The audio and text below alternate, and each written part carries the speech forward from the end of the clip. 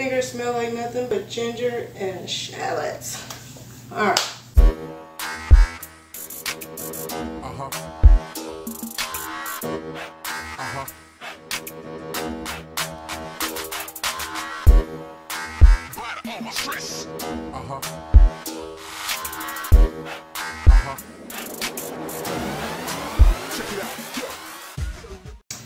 Hey happy people! So today you have seen the title as always. This is why you clicked on it, right? We are going to be making a substitute for garlic, and it's going to be an alkaline substitute. So I'm going to make a couple of different versions here, dried version and the wet versions of a minced one, and then just as if you had just garlic cloves. So we're going to start first. I guess I should move, well, never mind. We're going to start first with the dry one because that's much easier. I'll put the ingredients for this right there. And here we go. So the first thing we have here is like a whole cup of dried shallots. Mine aren't so dry as they should have been because I took them off the dehydrator quickly. So they're not as dry as they should be. Try to get as dry as you can. You can find dried shallots at Asian stores. They usually have some. I just usually buy a lot of shallots anyway, and I have a dehydrator that's constantly going, so I just dehydrate my own. But sometimes with dehydrating your own, you don't get them as dry, which is fine with me. I'll just put it in the refrigerator. But if you want it to be able to set out, make sure they're fully dry. No liquid in them whatsoever. Alright, so we're just going to use a mason jar here. That way I can just cap it and dig out of it as I like. And this is 1 cup. Already making a mess.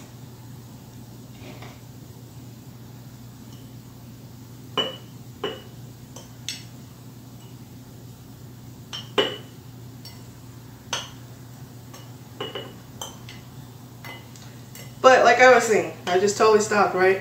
1 cup of dried shallots, and they were just, I just blitzed them up in my blender once I had dried them.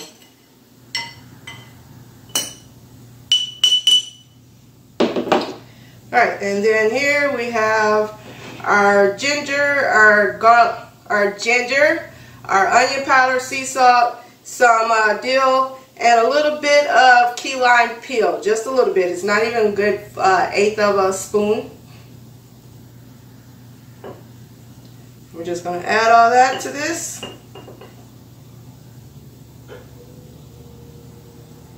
And this is pretty much it. Like, the dried version is very easy. Oh yeah, sea salt, in case I didn't say that.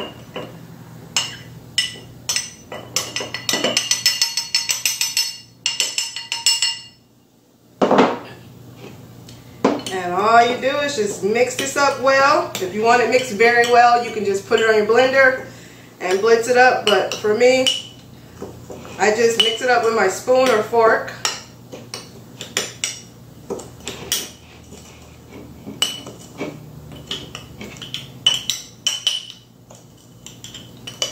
Get it mixed very well.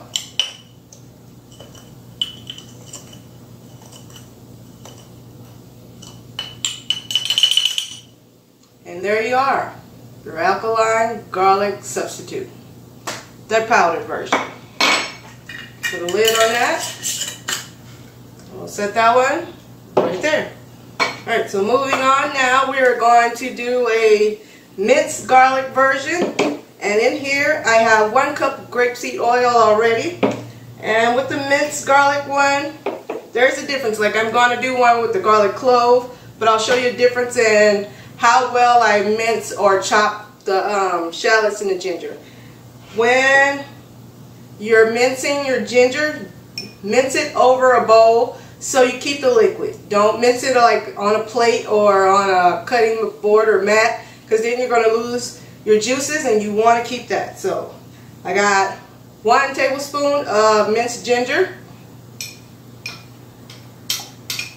and you want to do a small mince. You don't want to do a large mince.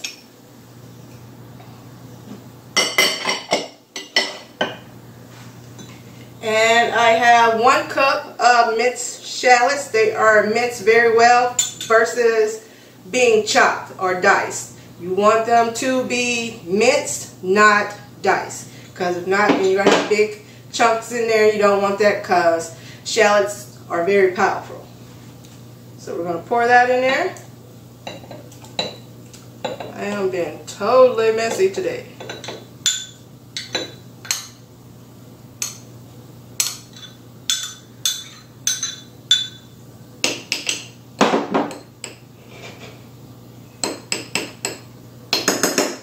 And then we have here some onion powder, sea salt, and some fresh dill. The dill, mince it up very small as you can, because again, this is going to be infused and you're going to be using this whole thing. You're not going to be dipping out of just the little clove, right? You're going to use the whole thing. So you definitely want to mince everything as small as you can.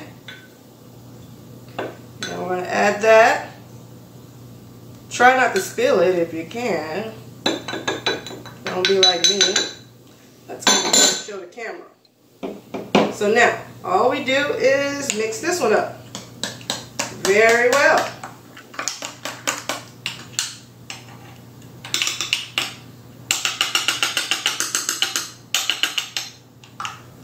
Make sure you get all the clumps out. It helps to use a fork. It helps to use a fork. I just did not bring one over here. And try not to spill it. Don't be like me.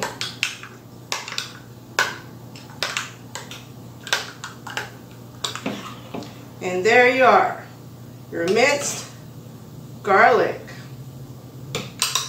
This doesn't take very long, usually just the preparation, but putting it together is very easy.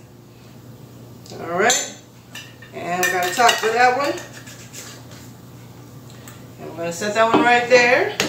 Now, you have your powder for when your recipe calls for powdered garlic. And now you have your minced garlic for when your recipe calls for minced garlic.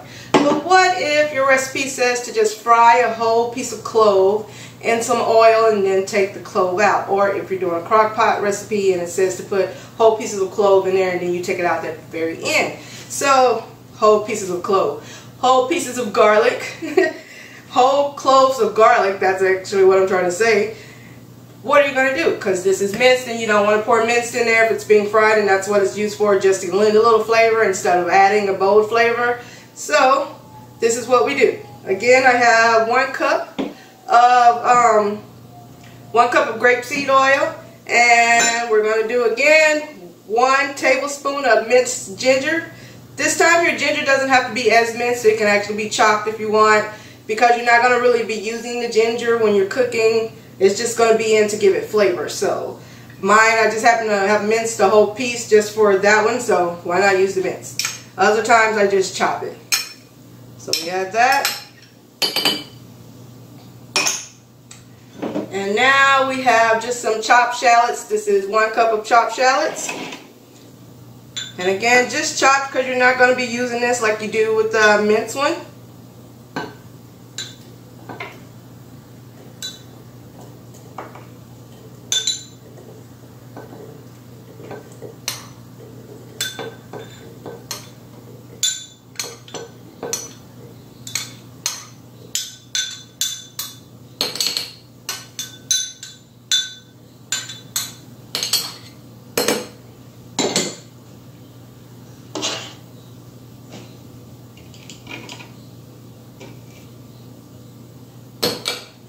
And then we have our same seasonings, the onion powder, the sea salt, and the dill. This time I didn't even chop up the dill. I literally just pulled it off the sprig, because again, you're not using it when you cook. You're just using it for flavor right now. You're just infusing.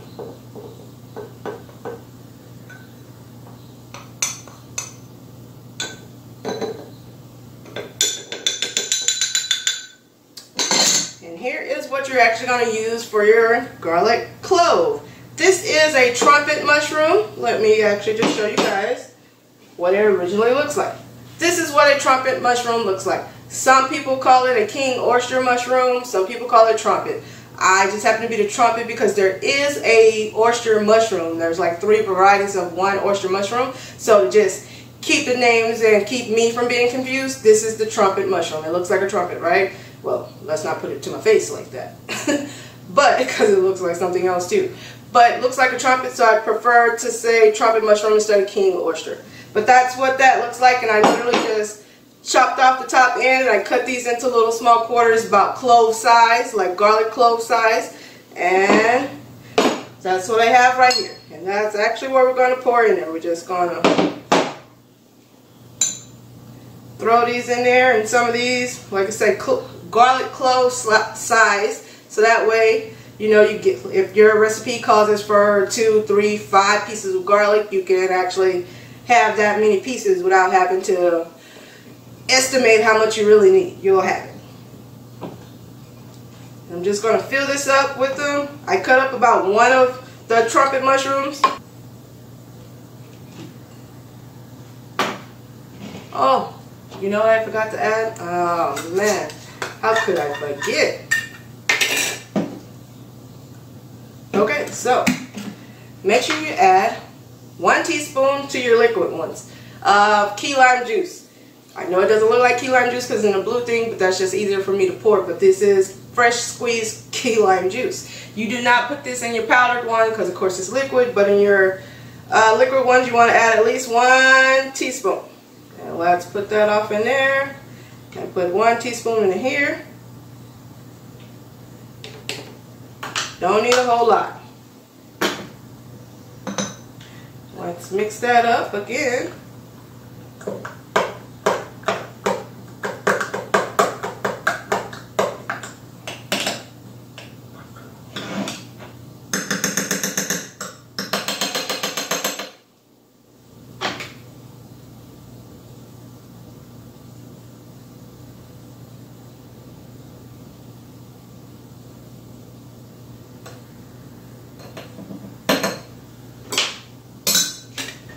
Now that one's all done. And in here, now that we have this right, there's not enough liquid in there for the mushrooms.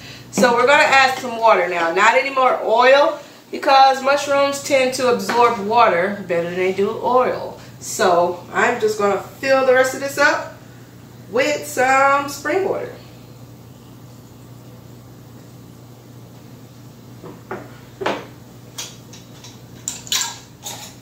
Close it up pretty good and shake it up.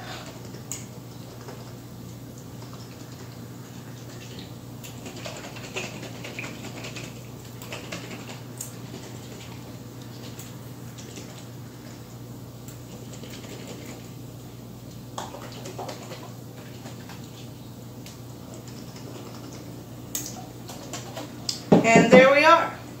Now, that is your 3 types of alkaline substitute for garlic, and this should get you through any recipe that you need to substitute garlic, whether it's garlic powder, minced garlic, or full garlic clove. Now this one is pretty much ready to go right now. You can use it right now, no problem. The longer you let them sit, of course, the better they marinate, the better they'll be. So for these 2 right here, like usually I make them and I don't really use them for like 2 or 3 days. They just sit in the back of the refrigerator, and every time I go in the refrigerator and think about it, I just shake them up. That's all you want to do is just shake them up, get the juices going, get it all marinating, and then you just leave it in the refrigerator and you use it for whatever conversion you need for substituting garlic. And that is it, people, and that is your alkaline substitute for garlic. I am all done with that. And oh yeah, so now when you're using this one, you're not going to like spoon it out, because you're not going to use the shallots and dill that's in there. You're just literally going to take out the pieces of mushrooms to use. So if it says to fry a clove of garlic and some oil, you're just going to take out one of these pieces right here and fry it in your oil just like your recipe calls for. But do not use the whole thing, because that's what this is for. You don't want to use the whole thing in here because your shallots are very strong and they're large pieces, so that's really going to throw your recipe off. You just want the flavor from the shallots and the dill. You don't want them in the oil when it's frying, or in your crock pot recipe when it's just called for the clove of oil. For the clove of garlic. I cannot freaking say clove of garlic for nothing. So just make sure you don't pour this or spoon it out. Make sure you just fork out 1 or 2 pieces of the mushroom, whichever you need. And with that, I am really done because I can't talk for some reason. So until I see you guys next time, stay happy.